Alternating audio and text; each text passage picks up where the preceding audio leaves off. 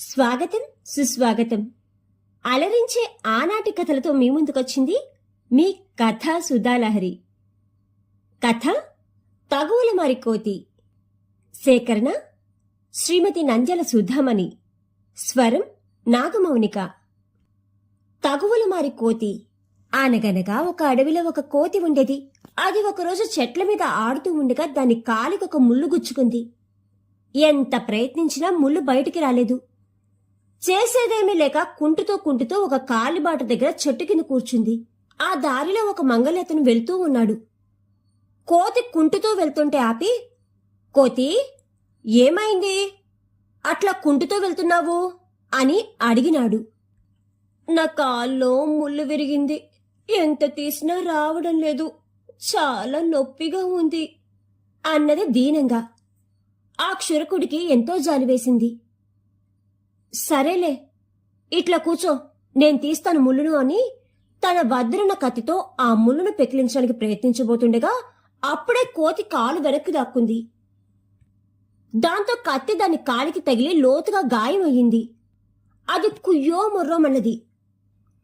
మంగలి ముళ్ళును పెరికి తీసి దాని కాలి గాయమంతా తుడిచి కొన్ని చెట్ల ఆకులు పెట్టి కట్టుకట్టాడు. అతను చేసిన మేలను మరిచిన ఆ కోతి, నువ్వు నా కాలు విరగొట్టావు, ఇంక నేను నడవలేను మొర్రో అని గగ్గోలు పెట్టి మంగళతను తిట్టడం మొదలుపెట్టింది. మంచికి పోతే చెడెదురైంది అనుకుంటూ, నేను నీ కాల్ని విరగ్గొట్టడం లేదు, ఏమీ లేదు. నేను ముళ్ళు తీస్తుండగా నువ్వు కదిలినావు, అందుకే ఇట్లా అయ్యింది. అయినా ఓ 10 రోజులు తగ్గిపోతుంది అని నచ్చ చెప్పాడు. అయినా ఆ కోతి వినలేదు. నువ్వు ఏ కత్తితో నా కాలు కోసావో ఆ కత్తి నాకిచ్చే అని గొడవ చేసింది. చేసేది లేక ఆ మంగళాయన తన కత్తిని ఇచ్చేసి వెళ్ళిపోయాడు. ఆ కత్తిని చేతిలో పట్టుకుని కుంటుతూ వెళ్తున్నది కోతి. ఆ అడవిలో ఒక ఎండిపోయిన చెట్టు కొమ్మలు చేత్తో విరుస్తూ ఒకతను కనిపించాడు. ఆ రోజు అతను గొడ్డలి మర్చిపోయి వచ్చాడు. అతన్ని చూసి కోతి ఇట్లా అన్నది, ఒరే పిచ్చివాడా, చేత్తో తుంచితే కట్లు తునుగుతాయా?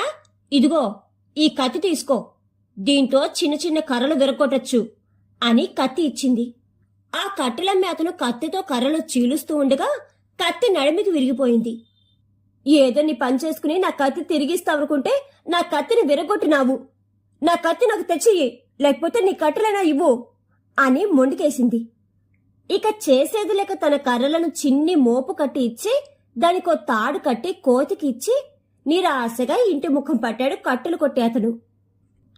ఆ కట్టెల మోపును లాగుకుంటూ కుంటుతూ పోతూ ఉంది కోతి. ఒక గుడిసె ముందు ఒక అవ్వ దోశలు పోస్తూ ఉంది. కట్టెలు పచ్చిగా ఉండడంతో మండక ఇబ్బంది పడుతూ ఉంది అవ్వ. కోతి అవ్వ దగ్గరికి పోయింది. అవ్వా, పచ్చి కట్టెలతో ఏం అవస్థ పడతావు? నా దగ్గర ఎండు పుల్లలున్నాయి, వీటితో పొయ్యి మండించుకో అన్నది. అవ్వ ఆనందంగా కట్టెలను తీసుకుని దోశలన్నీ పోసేసింది. అన్నీ అయ్యే వరకు ఉండి కట్టెలన్నీ కాలిపోయినాక, అయ్యో అయ్యో నా పుల్లలన్నీ వాడేసుకున్నావా? ఏవో కొన్ని వాడుకుంటావనుకున్నా, మరి నాకు పుల్లలెట్లా అన్నది తగువులు మారికోతి. నువ్వే కదా ఇచ్చినావు నాకు, పుల్లలు కాలిన తర్వాత ఇట్లా పేర్చి పెడుతున్నావు అని లబలబలాడింది అవ్వ. అదేం కుదరదు, నా పుల్లలన్నా నాకు తెచ్చివ్వు, లేదంటే నీ దోశలైనా నాకివ్వు అని మొండికేసింది కోతి. చేసేది లేక అవ్వ తను పోసిన దోశలన్నీ ఒక గుడ్డలో కట్టి కోతికిచ్చింది. ఆ మూటను నెత్తిమీద పెట్టుకుని కుంటుతూ వెళ్ళిపోయింది కోతి. అట్లా పోతూ ఉండగా ఒక చోట ఒక రైతు నెయ్యికుండను నెత్తిన పెట్టుకుని సంతలో అమ్ముకోవడానికి తీసుకెళ్తూ ఉన్నాడు. మధ్యలో అతనికి బాగా ఆకలి వేసింది. తినడానికి ఏమీ లేక కాస్త నెయ్యిని ఒక ఆకులో పెట్టుకుని తింటున్నాడు. కోతి ఆ రైతు దగ్గరికి పోయింది. అరే పిచ్చివాడా, ఉట్టి నెయ్యి ఎందుకు తింటావు? ఈ దోశల్లో నెయ్యి అద్దుకుని తిను, భలే రుచిగా ఉంటుంది అన్నది. ఆ రైతు సరేనని దోశలన్నిటినీ నెయ్యిలో అద్దుకుని తినేశాడు. అన్ని దోశలు తినేశాక మళ్ళీ యథావిధిగా తగువ పెట్టుకుంది కోతి. అమ్మో, నా దోశలన్నీ తినేసావా? ఏదో ఒకటో రెండో తింటావనుకున్నాను, మరి నాకు దోశలెట్లా? నా దోశలన్నీ తెచ్చియ్యి, నీ నెయ్యన్నా ఇయ్యి, లేకపోతే నిన్ను వదలను అని తగువ మొదలుపెట్టింది. ఎంత చెప్పినా ప్రయోజనం లేక ఆ నెయ్యి కుండను కోతికిచ్చి దిగులుగా ఇంటి దారి పట్టినాడు రైతు. ఆ కుండను నెత్తిమీద పెట్టుకుని కుంటుతూ పోతూ ఉంది కోతి. అక్కడ తప్పెడు వాయించుకుని అతను తప్పెడు కాల్చుకోవడానికి మంట రాజేస్తున్నాడు. ఆ మంట చాలక తప్పెడు సరిగ్గా మోగడం లేదు. తప్పెటను మంట దగ్గర పెడితే బాగా మోగుతుంది. ఈ కోతి పరిగెత్తుకుంటూ అతని దగ్గరికి పోయింది. అన్నా, ఇదిగో ఇందులో నెయ్యి ఉంది.